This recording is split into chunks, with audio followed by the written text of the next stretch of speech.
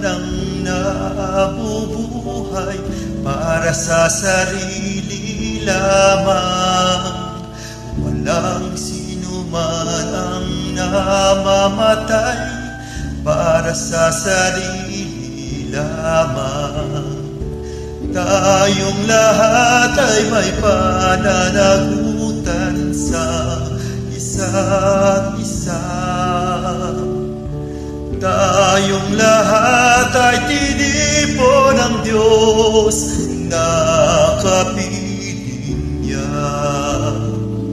Sa ating pagmamahalan at paglilingkod sa kanino man, tayo ay magdadala ng balita ng kaligtasan.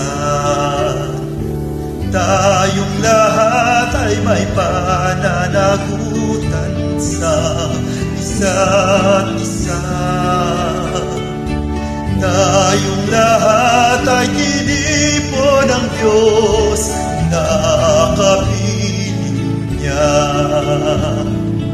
Sabay-sabay na mag-aawitan ang mga bansa. Tayo'y tinuring ng Panginoon bilang mga anak.